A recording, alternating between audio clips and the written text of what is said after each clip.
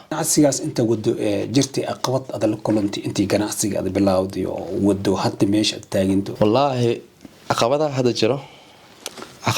jiro waxaa iga weyn caqabadaha bilowga saa ogtahay dalkan Kenya marka ganacsi waa bilaaw aan leedahay waxa caqabada ugu weyn waxa waaye horta meeshii aan wax dhigan lahayd meeshii aan ka bilaabi lahayd dawlad waa la yaqaanaa training Nairobi reer Kenya ganjo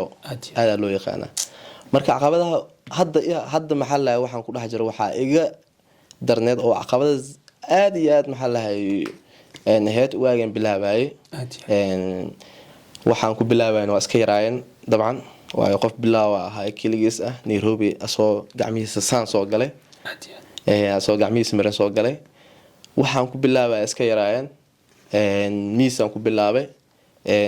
miiska markaan booskii meeshan aan dhigtay meesha aniga aan jeclaystay oo ganacsiga inuu ku soconayo aan arkay aan dhigtay waxa ugu horeeyay waxa waa qofkii boosas iska lahaa ilaa qof walba Nairobi halkii talaabo qof iska leh qofkii meesha iska lahaa wuxuu dhayaa soo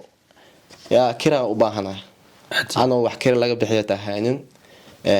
qofkii markaan isfahanay si walba maxaa la xaajooday waxa meeshii soo gala haddana ganjo dawladii ama soo galay marmar waxa dhici kartaa in adii miiskaagaba gaaraleedu ku turto oo maxaa la lagu sheegto wax madaxaaga qaadanin hadhoodii lagu dhaho intaas lagaga baahan yahay adoo miiska laga yaabo in 3,000 ama 5,000 ama 2,000 ay ku saaran tahay dad qaar 500 u saaran laga yaabaa in lagu dhaho niyo 50,000 lagaga baahan yahay ganaaxa maadaama soo goosan canshuuraadkii iyo waxyaale lensiskii soo goosan marka caqabadaas aad ugu weynaay hadda ma sha Allah dadku waa saddex galna waa isfahanay wax caqabado ah maanta aan sheegnaa ma jirto meeshii horey ka bilaawtay ilaa hadda ganacsiga ku wada mise isbedel kale sameeyay goob kale wallahi isbedel aad u weyn sameeyay inkastoo meesha aan rabana hadda wili aan gaarno wili aan ku rajo dhigo aan ku tala jiro aan wadadeeda ku taaganahay aan ka niyad jaban koorta dukaankayga wuxuu ku yaalaa xaafad aad loo yaqaan Nairobi oo Soomaalida inta badan ay degan tahay Masar Garden Estate marka laga soo galo location-keeda marka laga soo galo gate street ilaa Victoria Court marka la imaado kood dhaxdiisu ku saddex yaala gate marka ka soo gasho turuusta soo qabanay Victoria Court soo galay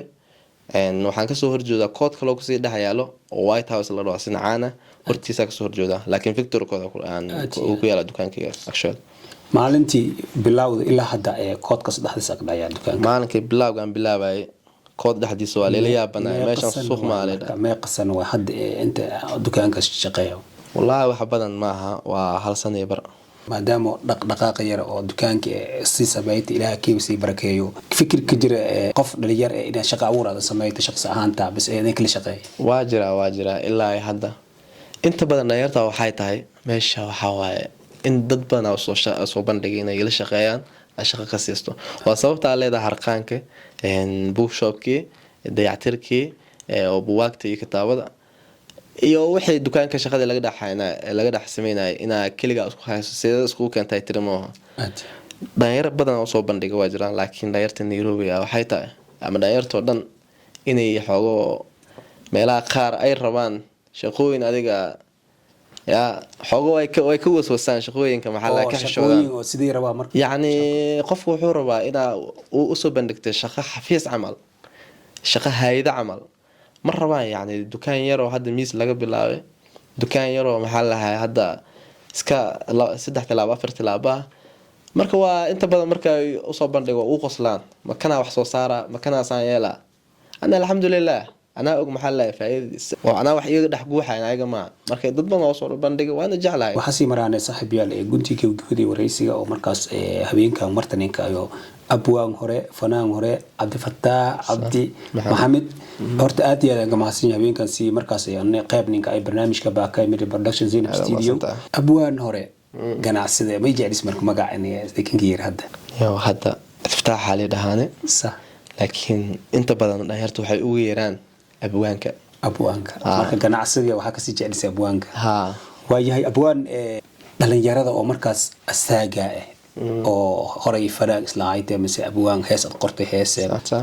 qof walba noloshiis isbedelka raadiyo صح fariinta diraas ma habeenka maadaama aad nasiib heli inay barnaamijkan qayb ka noqotay horta dhalinyarta Soomaaliyeed fariinta u diraa waxay tahay inay horta waa la kufaa in la kufo horta ceeb maaha laakiin inay ka ciwaysaa ceeb maanta cid wax laga sugaayo cid in shaqo abuur ay ku sameeyso cid inay naftaada u imaato inay badbaadiso ma jirto naftaada adoo bay ku sugay amriga uu kugu socdaa waxaan ku boogaadan lahaa inay iskooda wax u qabsadaan iskooda u istaagaan ay ayaga wax raadiyaan ayaga ay noloshooda raadsadaan intaas maxaa la aad ugu dardaarma lahayn Soomaaliyeed teeda kale waa bil Ramadaan guusha qofku markuu dhahayo guulaha gaaray waa inuu dhidaa waa inuu daalaa waa inuu rafaadaa boqolkiiba 99 boqolkiiba halne waa inuu Ilaahay ku iftiimiyaa markii Ilaahay xirigiisa la aasto hal dadaalaan dheelahay aada u mahadsantahay fariinta markaas aad si dirtay dhalinyarada Soomaaliyeed guud ahaan waxa si jecelna insha Allah inay markaas fariinta qaadan doonaan qofkii muuqaalkan si arago abwaan habeenkan maadaama Bakay Media Production Zainab Studio magaalada Nairobi oo aday qayb ka ato aday shakhsiyan making dhigan habeenkan barnaamijkan wallahi wax weyn ay dhigan tahay Bakay Media Production Zainab Studio waxaatiin dad maanta dadaal aad iyo aad weyn bulshada u haayo gaar ahaan dhalinyarta Soomaaliyeed waayo qof maxaa lahay qalbiga wax ku haasto qof waxaa lahay rabo in hadalkiisa gudbiyo ama wax dad gaarsiiyo oo gaarsiin karna afhayeen u tiin ma sha Allah marka wallahi wax weyn ay iga tahay aad iyo aad ugu faraxsanahay in badan ay idin raadiyay oo maxaa lahay aan raadin jiray meelan sidoo kale aan ku soo gudbiyo aan dareenkayga aaga hadlo alxamdulillah waayahay aada u mahadsantahay sidoo kale adina saaxiibayaal waxaa meeshan iga soo dhamaaday barnaamijkii wareysiga ahaa ee markaas martininka ahaa abwaan hore ganacsade Cabdifataax Cabdi Maxamed aada mahadsantahay Ramadaan Mubaarak insha Allah abwaan soo dhawo mar kale aada mahadsantahay. Assalaamu alaykum.